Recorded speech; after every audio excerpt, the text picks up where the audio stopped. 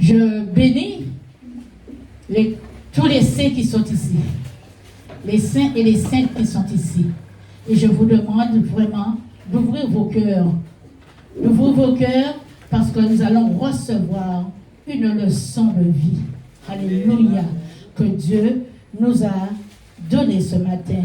Alléluia. Parce que les anges de Dieu sont là. Amen. Les anges de Dieu nous visitent. Les anges de Dieu sont constamment avec nous. Et nous allons, notre texte de ce jour se trouve dans Genèse 18, au chapitre, Genèse chapitre 18, versets 1 à 15. Alléluia.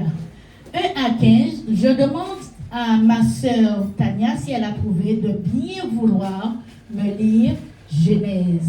Alléluia. 1 à 15. Tiens.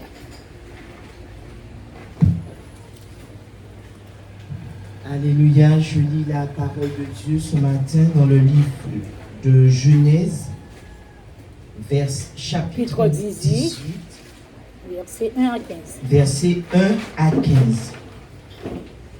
L'Éternel lui apparut parmi les chênes de Mamré. Comme il était assis à l'entrée de sa tente pendant la chaleur du jour, il leva les yeux et regarda. Et voici, 3 hommes étaient debout près de lui. Quand il les vit, il courut au-devant d'eux, depuis l'entrée de sa tente, et se prosterna à terre. Et il dit, « Seigneur, si j'ai trouvé grâce à tes yeux, ne passe point, je te prie, loin de ton serviteur. Permettez qu'on apporte un peu d'eau pour vous laver les pieds et reposez-vous sous cet arbre. J'irai prendre un morceau de pain pour fortifier votre cœur, après quoi vous continuerez votre route, car c'est pour cela que vous passez près de votre serviteur. » Il répondit, « Fais comme tu l'as dit. »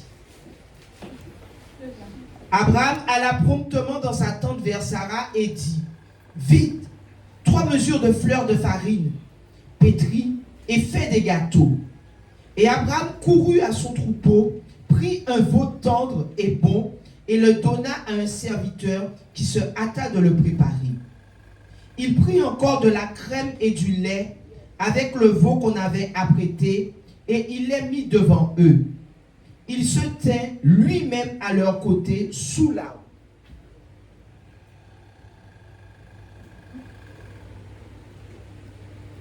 Voilà. Il se tint lui-même à leur côté sous l'arbre et ils mangeaient. Alors il lui dit, « Où est Sarah ta femme ?» Il répondit, « Elle est là, dans la tente. » L'un d'entre eux dit, « Je reviendrai vers toi à cette même époque, et voici, Sarah ta femme aura un fils. » Sarah écoutait à l'entrée de la tente qui était derrière lui. Abraham et Sarah étaient vieux, avancés en âge, et Sarah ne pouvait plus espérer avoir d'enfant. Elle rit en elle-même en disant, « Maintenant que je suis vieille, aurais-je encore des désirs? Et mon Seigneur aussi est vieux. » L'Éternel dit à Abraham, « Pourquoi donc Sarah a-t-elle ri en disant, « Est-ce que vraiment j'aurai un enfant? » Amen. Mais il dit, au contraire, tu as ri. Alléluia. Il y a des fois, cela nous arrive de rire quand c'est quelque chose de sérieux et qu'on ne prend pas au sérieux. Alléluia. Il est un grand Dieu de miracles. Il est un grand Dieu de miracles. Il fait des miracles et de grands prodiges. Il est un grand Dieu de miracles. Avec moi. Il est un grand Dieu de miracles. Il est un grand Dieu de miracles. Il fait des miracles et des grands prodiges. Il est un grand Dieu de miracles. Alléluia. Oh, quel beau texte. Alléluia. Nous voyons dans ce texte qu'il est parlé d'anges. Alléluia. Des anges viennent annoncer à Abraham que Sarah aura un fils. Alléluia. C'est une belle promesse et une grande promesse venant de Dieu. Hein? Alléluia. Pour ce couple. Au verset 2, il est écrit, il leva les yeux et regarda. Et voici 3 hommes se tenaient près de lui. Près de qui se tenaient ces 3 hommes? C'était près d'Abraham. Et quand il les vit, il courut à leur rencontre depuis l'entrée de la tente et se prosterna, alléluia, à terre, alléluia, se prosterna à terre. Bien, mes chers bien-aimés, dans cette promesse d'Abraham, de Dieu à Abraham, il est écrit que premièrement, Abraham assis à l'entrée de la tente pendant la chaleur du jour. Mais de quelle tente? Alléluia. La tente, il était à l'intérieur de la maison. On appelle aussi une tente. En ce temps-là, la tente représentait sa maison. Elle était faite de peau de bête. Ici, la tente est l'image de la chair ou du confort de la chair. Il est écrit qu'il faisait chaud. Alléluia. Qu'il faisait chaud. De même que nous, tous ces jours-ci, voilà, nous qu'avons fait chaud. Il fait chaud. Nous avons chaud. Pourquoi nous avons chaud? C'est parce que Dieu veut nous parler, mais nous ne savons pas à quelle période, ce qu'il a à nous dire. Il a quelque chose à annoncer derrière cette chaleur. Alléluia.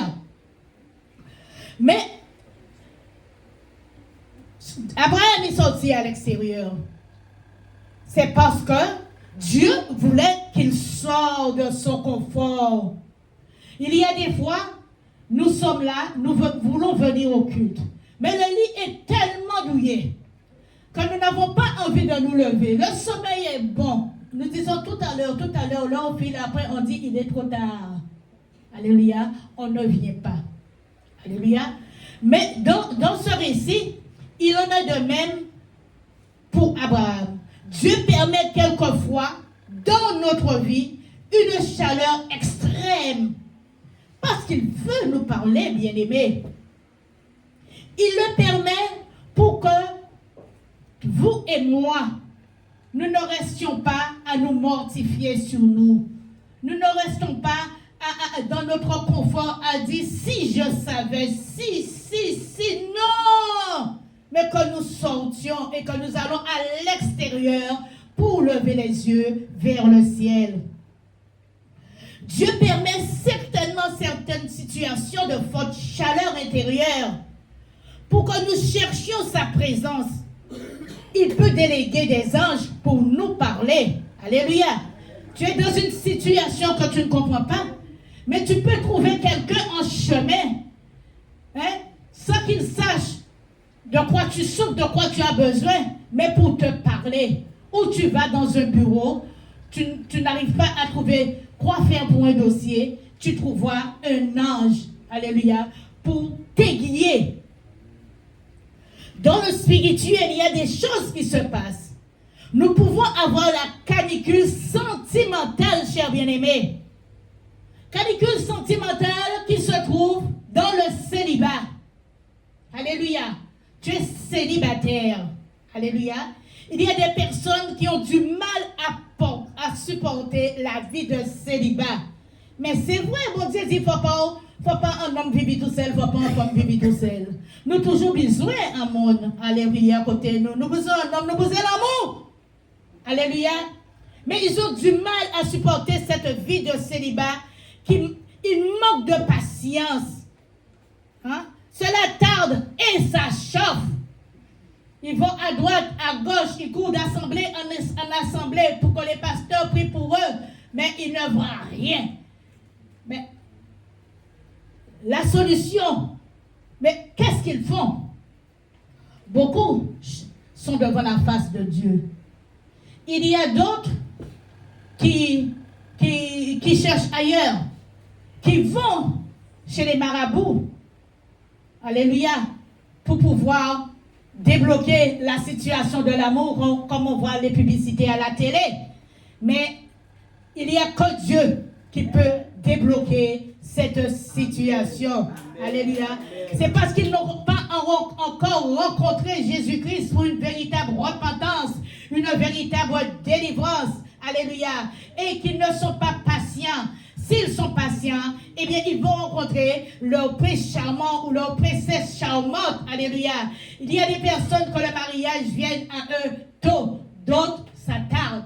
Moi, le mariage est venu à moi, j'avais 16 ans. Alléluia. J'avais 16 ans et je me suis fiancée. Et à 17 ans, je me suis mariée. Hein. Roger m'a mariée. C'était le plan de Dieu.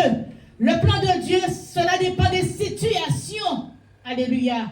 Tu es dans une situation où Dieu voit que seul tu ne peux pas gérer. Il mettra quelqu'un à côté de toi, mais pas quelqu'un pour te tirer vers le bas. Il mettra quelqu'un à côté de toi pour te tirer vers le haut. Amen. Amen. Pour te tirer vers le haut. Pour qu'il n'y ait pas de pleurs. Quelqu'un qui va te respecter. Il ne sera pas dans le juron avec toi. Alléluia. Dieu veut que toutes les célibataires quittent leur position charnelle, quittent leur confort et fixent leurs yeux vers lui. Tu es célibataire, ton mariage ne va pas tarder, mon frère, ma soeur. Attends le temps convenable de Dieu. Attends l'accomplissement de Dieu. Alléluia. À la croix, quand Christ a tout supporté, avant de trépasser, il a dit, Père, tout est accompli. Amen. Malheureusement, chers bien-aimés, pour beaucoup de personnes, au lieu de fixer le regard vers Jésus pendant les difficultés, ils fixent leurs yeux par terre. Ils fixent leurs échecs, alléluia, par terre, alléluia. Hein? Tout ce qui est négatif, ils les fixent par terre. Souvent, nous gardons dans nos cœurs la nostalgie du passé. On ne veut pas laisser le passé. On dit oui, j'ai oublié, ou oublié qui m'était. Le passé ne s'oublie pas. Dieu nous aide à tempérer nos cœurs. Mais nous devons savoir que quelquefois, le vieil homme revient toujours au galop. Alléluia. Quand ça se passe mal dans le couple, alléluia, peut-être que tu n'avais pas autant de problèmes avec ton premier mari, tu disais, ah, un tel était ci, un tel était ça. Alléluia, tu le disais. C'est pourquoi, mes chers bien-aimés, c'est ce qui fait que certaines personnes ne peuvent pas aller de l'avant parce qu'ils pensent constamment à leur passé, à leur ex-petit copain, à leur divorce, qui a été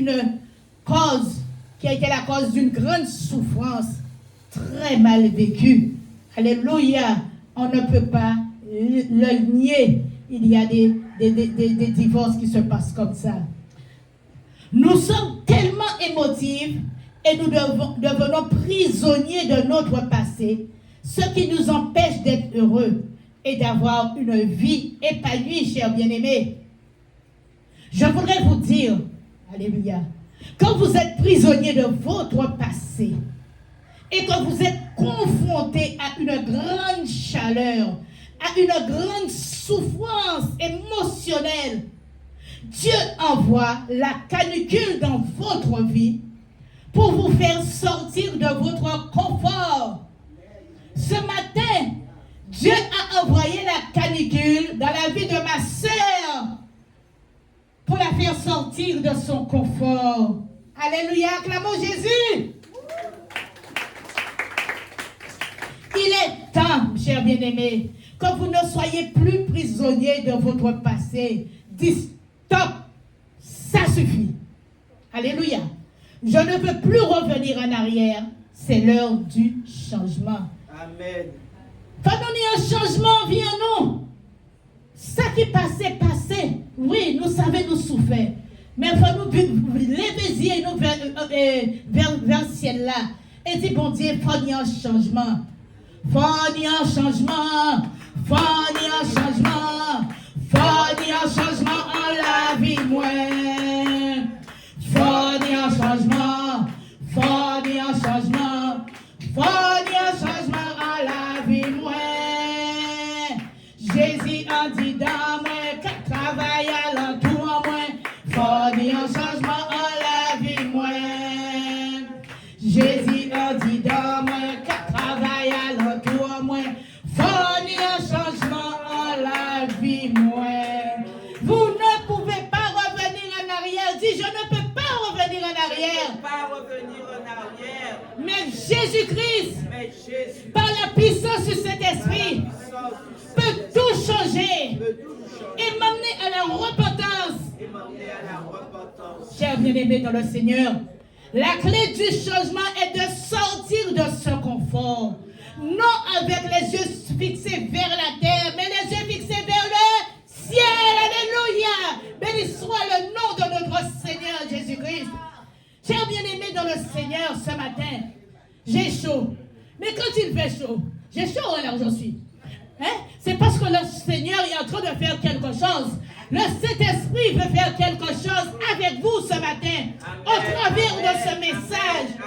Quand il fait chaud, première chose à faire, c'est de crucifier la chair. As-tu crucifié ta chair? C'est tous les jours, à tout moment, que nous devons crucifier la chair, chers bien-aimés. C'est de quitter ton confort et d'aller au pied du Seigneur. Mais malheureusement, beaucoup de personnes ne veulent pas lâcher et ils veulent rester toujours à l'intérieur de la maison. Soit il y a la clim, il fait frais, dehors il fait trop chaud. Alléluia. Oh oui, quand il y a la clim, on n'a pas envie de sortir. Mais il y a des fois la clim tombe en panne. Eh bien ça chauffe. On est obligé d'aller à l'extérieur chercher un peu de vent. Et ces jours-ci, les jours passés, c'est le passé, il faisait tellement chaud, même l'Alizé était en panne, on n'avait pas de vent. Vous voyez la nature, comment Dieu se révèle. Dieu se révèle comme ça pour pouvoir nous parler aussi à travers les épisodes, les événements que nous voyons. Alléluia. Eh bien, nous revenons à notre texte de Genèse 18. Hein? D'accord? Là, c'était une parenthèse pour nous édifier en cas de chaleur. Premièrement, dans Genèse 18, il est écrit, Abraham est sorti de la tente et il s'est assis. Deuxièmement, Abraham s'est mis à regarder par terre au lieu de lever les yeux vers le ciel. Le temps qu'il regardait par terre, il ne voyait pas Dieu. Alléluia. Il a fallu qu'il lève les yeux pour voir arriver les trois hommes qui venaient dans ce sens. Alléluia. Pourquoi? C'est parce que la terre est notre histoire charnelle.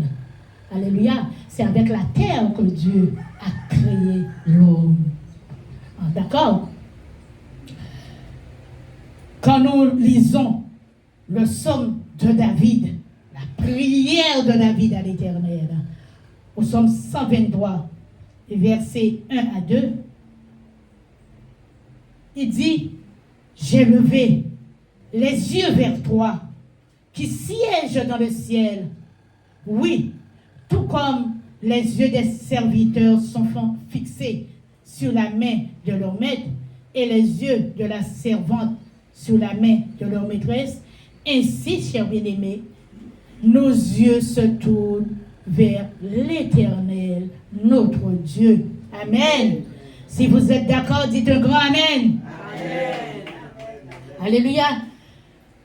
Beaucoup de personnes, par manque de connaissance de la parole, quand ils sont en difficulté, ils fixent leurs yeux vers la terre. Ils fixent leurs yeux vers leur passé, sur leurs échecs et sur les choses négatives. Exactement comme l'a fait la femme de Lot. Alléluia. En quittant Sodome et Gomorrhe, elle a regardé en arrière parce qu'elle avait tellement de richesses, ils avaient tellement de richesses. Mais ça pas moment, ça trop raide pour nous quitter, ça nous, richesse que nous ni, nous qu'à garder derrière. Ça carrette que nous quitter problème que nous qu'à garder derrière. Elle a regardé, la Bible dit, en arrière. Elle a regardé vers le passé et elle est devenue une statue de sel. Alléluia. Il paye plus loin. C'était sa mort aussi, hein? D'accord, n'est-ce pas, pasteur? C'était la mort pour elle, hein? D'accord? Eh bien, nous aussi, quand nous ne voulons rien lâcher, eh bien, nous mourrons à petit feu. Parce que souvent, nous avons la nostalgie, toujours du passé. Personne ne peut le nier. Certaines personnes peuvent être nostalgiques pendant des années face à un divorce, face à un ex-petit ami, j'ai dit, face à leur enfance, d'accord, face à la perte d'un être cher. Malheureusement, certains pensent aux difficultés au lieu de regarder vers Dieu. De regarder aux difficultés qui s'aggravent, ils fixent leur regard vers l'impossibilité. Alléluia. Et la Bible dit, avec Dieu, tout est possible. Fixez notre regard vers le ciel, vers Jésus. Tout est possible. Tout ce que vous me demanderez en mon nom, à mon Père, il vous l'accordera. Ça veut dire que tout est possible à celui qui croit, qu'il a demandé, il sera exaucé. Je lève les yeux vers les montagnes. Je lève les yeux vers les montagnes. D'où me viendra le secours? Le secours me vient de l'Éternel qui a fait le ciel et la terre. Le secours me vient de l'Éternel qui a fait le ciel et la terre. Alléluia. L'Éternel empêche ton pied de glisser, cher bien-aimé. Alléluia. Parce qu'il ne dort pas. Alléluia. Il ne dort pas. Ces anges sont les gardiens. Les gardiens de ta maison, le gardien de ton temple, le gardien de ta famille. Alléluia. Il ne dort pas, il ne sommeille pas. Il est le gardien de la Guadeloupe. Il est le gardien de toutes les îles. Il est le gardien des gens de tous les pays. Alléluia. Il ne dort pas. Élevons nos yeux vers les montagnes, chers bien-aimés. C'est là où viendra notre secours. Alléluia. C'est là que nous viendra la solution à nos problèmes. Mais la solution viendra quand nous passerons des temps dans l'adoration avec Dieu. En adoration. Quand nous adorons, ça veut dire que nous donnons à manger à Dieu. Alléluia. Nous adorons. Et c'est de là que nous viendra le secours avec la puissance de Dieu. Alléluia. Deuxièmement, la rapidité.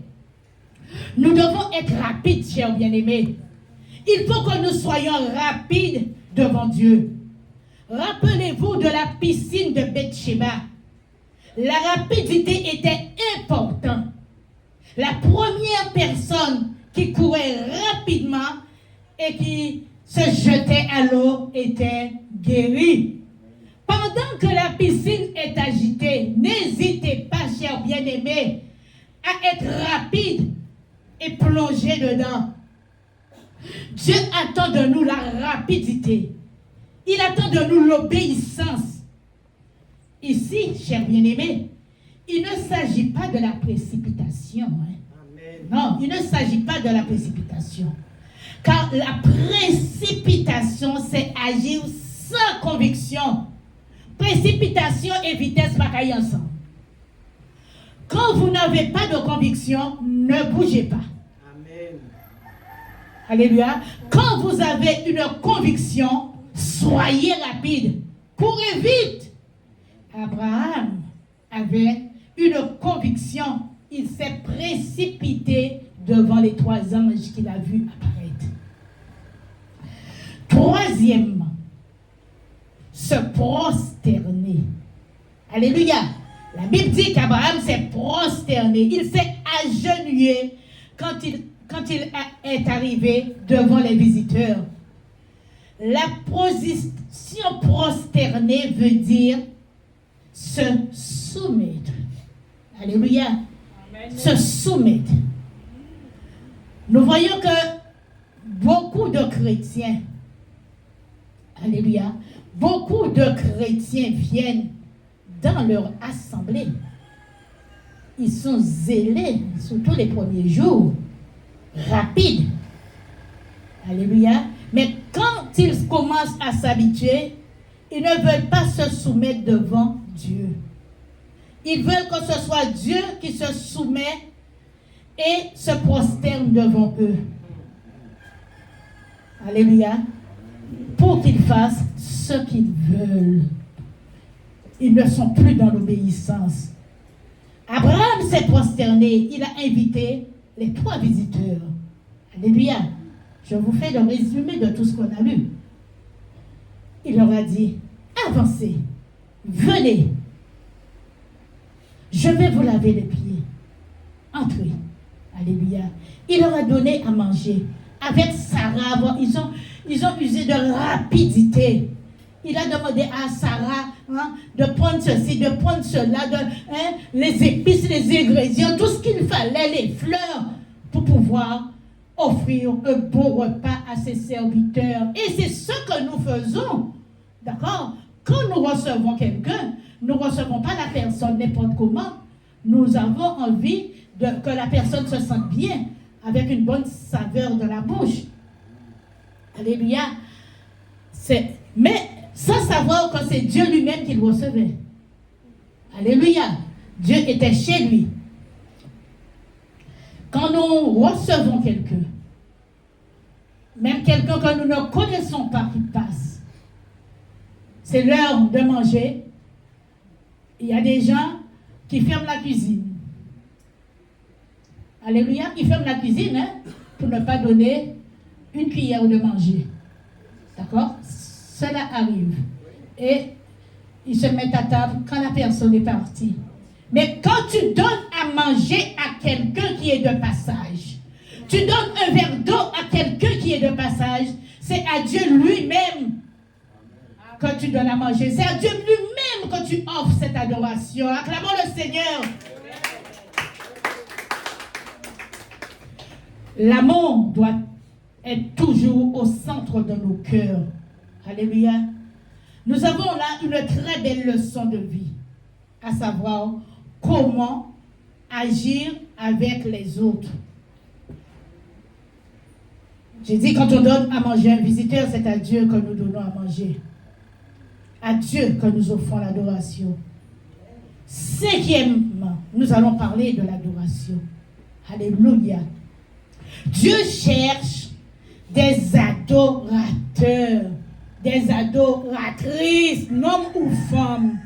Alléluia. Il cherche des adorateurs. Sommes-nous ces adorateurs, mes bien-aimés? Sommes-nous ces adorateurs pour jusqu'à l'infini? Ou des adorateurs pour un moment?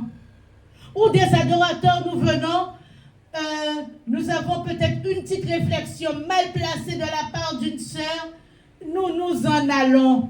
Est-ce que c'est ce que Dieu veut pour nous? Dieu veut que nous restons là. Amen. Que nous passons à la repentance, à la réconciliation, au pardon avec celui ou celle qui nous a offensés. Alléluia. et que nous repartions dans l'avant. Alléluia. C'est ce qu'il veut. Dieu cherche des adorateurs. Malheureusement, bien-aimés, les chrétiens, il y a très peu qui s'engagent à l'adoration. Nous devons passer du temps dans l'adoration, être serviable, aimer notre prochain et être à leur service.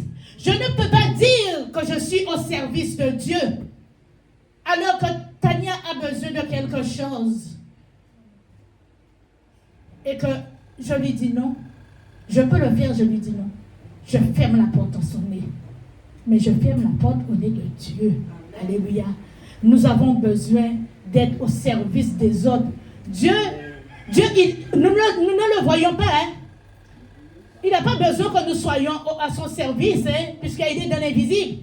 Il veut que nous soyons au service de celui qui est et celle qui est devant nous. Alléluia. Au service des gens de nos familles, de nos voisinages, de l'église. C'est ce que Dieu veut. C'est ce qu'il attend de nous dans notre adoration. L'apôtre Paul a dit, exercez l'hospitalité. Alléluia. Car beaucoup ont logé des anges sans le savoir. Alléluia. Sans le savoir. Peut-être que quelqu'un qui vient passer une petite semaine ou un jour où il sera mal galante, il n'a pas d'endroit pour habiter, c'est quelqu'un que tu connais.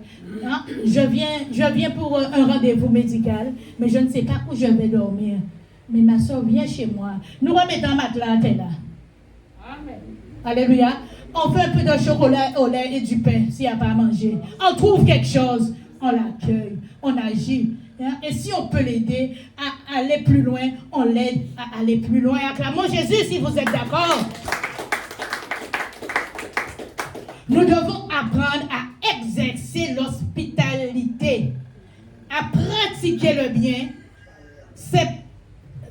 À pratiquer le bien. Je ne vais pas oublier. Une fois, je suis allée faire des examens sur la Basse-Terre. Et le taxi ne savait pas à quelle heure le chauffeur aurait pu venir nous chercher. C'était mon époux et moi.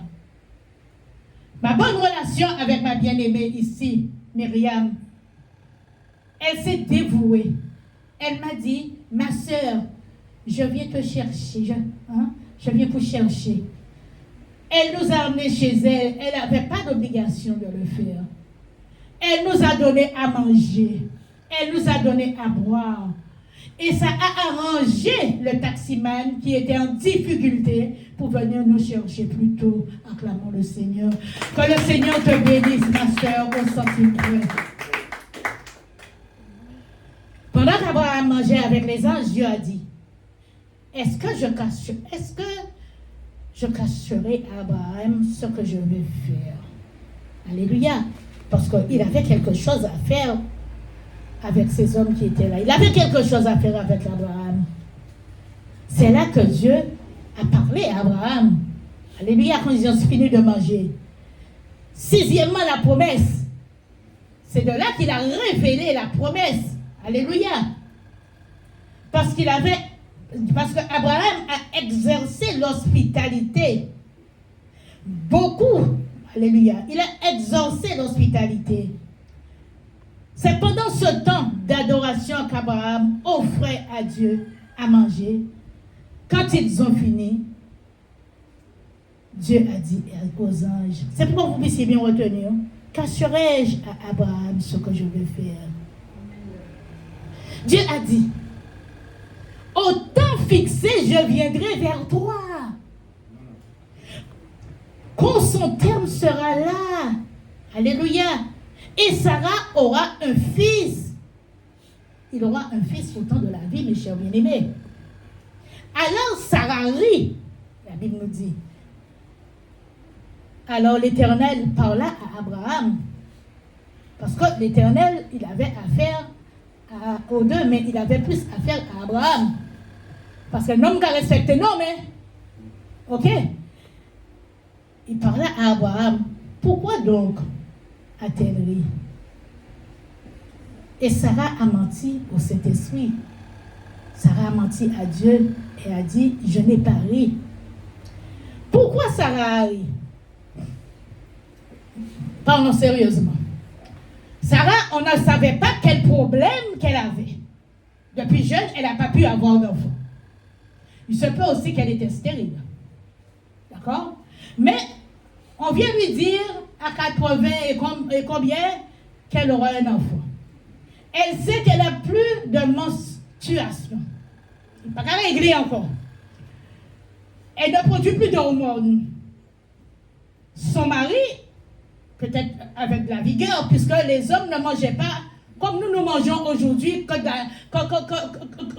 des trucs qui ne tiennent pas. Hein, ils ont bu du gros sirop, ils ont mangé des herbes. Il avait toute sa vigueur. Cela ne veut pas dire qu'ils n'avaient pas de relations sexuelles. D'accord? Mais Sarah avait un problème. Un problème qui méritait seulement un miracle de Dieu. Est-ce que vous le comprenez? Ce problème-là demandait un miracle au niveau de Dieu. Mais elle a ri. Parce qu'elle savait que, comme pas mal, plusieurs d'entre nous, hein, elle ne voulait plus, elle n'avait plus de règles, hein, elle n'avait plus d'hormones, qui j'en pas dit moi, qui est enceinte. Et l'Éternel, il a posé la question à son mari pour lui dire, mais pourquoi elle a ri? Vous savez que Sarah aurait pu mourir quand elle a, à travers son geste. Mais pourquoi elle n'est pas morte selon vous? C'est parce que, avec Abraham, ils étaient une seule chair, bien-aimée. Dieu ne pouvait pas tuer Sarah sans toucher Abraham. Voilà pourquoi Dieu l'a épargnée. Cela nous montre le mystère du mariage. Amen. Tous ceux qui veulent vivre la gloire de Dieu, sachez qu'il y a un temps. Des fois, on prie pour quelque chose. Ce n'est pas parce que nous ne l'avons pas encore obtenu que Dieu ne l'a pas obligatoirement encore exaucé. C'est déjà signé là-haut. Ah, d'accord? Mais nous devons rester dans l'adoration, fixer nos yeux vers le ciel, que ça soit signé. Il y a des fois, nous allons faire une affaire, on dit, oh, ça s'est passé comme une lettre à la poste. Mais c'est parce que Dieu connaissait ton cœur. Dieu connaissait déjà ta demande. C'était déjà signé là-haut. Et c'est signé. D'accord? Je voulais acheter une voiture. À mon âge, l'âge que j'ai, on ne fait pas de crédit. On te cherche beaucoup de problèmes. Il faut avoir assurance à droite, assurance à gauche. Mais Dieu est bon. C'était déjà signé là-haut. Quand je suis allée pour faire mon prêt, c'est passé comme une lettre à la poste. Acclamons le Seigneur. Et j'ai ma voiture, mes chers bien-aimés. Dieu peut exaucer aujourd'hui, mais il fixe le temps de miracle. 2 ou 3 ans, cela dépend de l'état de notre cœur. Il le fixe après. Dieu, voilà, on ne doit pas être visuel ni sensuel. Et Dieu dit à Abraham, cacherai-je ce que je vais faire? Dieu dit aux anges, lorsque vous êtes dans l'intimité avec Dieu, il ne vous cache jamais rien. Dans votre famille, Dieu vous avertira s'il y a un problème. Dans votre vie, dans votre assemblée, dans votre pays, Dieu vous avertira. Alléluia. Et vous serez agréable à Dieu. Alléluia. Lorsque vous serez en communion avec lui. Lorsque vous deviendrez amis avec lui. Dans l'adoration, il ne vous cachera rien du tout. La preuve à la table, Jésus voulait savoir qui allait trahir l'apôtre. Qui allait le trahir. Mais nous voyons que l'apôtre Pierre a demandé à Jean de demander. D'accord? Et Jean s'est penché sur la poitrine de Jésus. Il a demandé à Jésus-Christ qui? Alléluia. Et Jésus ne lui a rien caché. Dieu ne cache rien aux adorateurs. Alléluia. Dieu ne cache rien aux adorateurs. Chers bien-aimés, ce matin, que Dieu vous bénisse. Amen. Restez accrochés à l'arbre de vie. Restez accrochés au tronc. Alléluia. Restez accrochés aux branches. D'accord? Et vous verrez ce que Dieu est capable de faire. Il se peut que tu veux te délier ou que ton enfant soit délié de la drogue, de l'emprise de la drogue, l'emprise de l'alcool. Lève les yeux vers le ciel. Il se peut que tu aies un divorce de prononcer parce qu'il y a une Jézabel qui s'est présentée dans ton couple et veut chavirer ton ménage. Reste dans l'adoration. Ne te précipite pas. Reste au pied du Seigneur. Alléluia. Voilà ce message que je voulais vous faire passer. Alléluia. Tenez-vous dans la présence du Seigneur. Parce que nous n'avons qu'un seul Dieu. Il est dans le ciel. Je n'ai que toi dans le ciel. Je ne désire rien d'autre que toi sur la terre. Si je suis faible, ou même si je tombe, Dieu, tu es le soutien de mon cœur. Dieu, tu es le soutien de mon cœur, mon héritage et mon plus grand bien. Oh oui, Dieu, tu es le soutien de mon cœur. Près de toi, je me sens bien. Quand mon cœur était plein d'amertume, je perdais la raison et je n'y voyais plus rien. Mais Dieu s'approcha pour me saisir la main. Dieu, tu es le soutien de mon cœur. Dieu, tu es le soutien de mon cœur. Près de toi, je me sens bien. Oh oui, Dieu, tu es le soutien de mon cœur. Près de toi, je me sens bien. Alléluia! Alléluia! Dieu est le soutien de mon cœur. Il est le soutien de ton cœur. Il est le soutien de nos cœurs. Acclamons Jésus. Alléluia! Et maintenant, chers bien-aimés, nous allons offrir notre adoration à Dieu par nos dîmes et nos offrandes. Alléluia. Vous apportez dans la maison du Seigneur ce que vous avez mis de côté. Éternel Dieu de grâce, Papa, Dieu de toute bonté, je te confie ce matin ton peuple, Seigneur, mon Dieu, mon roi. Que leur cœur, Seigneur, mon Dieu, reste ouvert, Seigneur. Que les sauterelles ne viennent pas ravager la semence que tu as mis dans leur cœur, Père Saint. Oh Seigneur, bénis-les, vous pouvez avancer. Bénis-les, Seigneur, mon Dieu, mon roi. Oui, Seigneur, mon Dieu, bénis, Seigneur, mon Dieu, tous ceux et toutes celles qui apporteront, Seigneur, mon Dieu, leur offrande, leur dîme, Seigneur, mon Dieu. Bénis ceux qui n'ont pas, Seigneur, ceux qui ne travaillent pas, Seigneur, ceux qui ont une sécheresse financière, Seigneur. Que la pluie de l'arrière-saison puisse pleuvoir, Seigneur, sur eux, Seigneur. Bénis leur grenier, bénis leur réfrigérateur, Seigneur. Bénis leur famille, Seigneur, mon Dieu, mon roi. Qu'ils ne manquent de rien, Seigneur, mon Dieu. Bénis ces corbeilles, tu peux passer. Bénis ces corbeilles, Seigneur, mon Dieu, mon roi. Oh Père, tu es grand, tu es bon, Seigneur, mon Dieu, mon roi. Nous avons dit que nous n'avons que toi, Seigneur, mon Dieu, mon roi. Que toi, Seigneur, mon Dieu. Et tu n'as pas dit, Seigneur, qu'aucun de nous coulerait. Alléluia. Il n'a pas dit. Il n'a pas dit que tu sombrerais. Il a dit, allons de l'autre bord. Allons de l'autre bord. Il n'a pas dit ensemble que tu coulerais. Il n'a pas dit que tu sombrerais. Il a dit, allons de l'autre bord.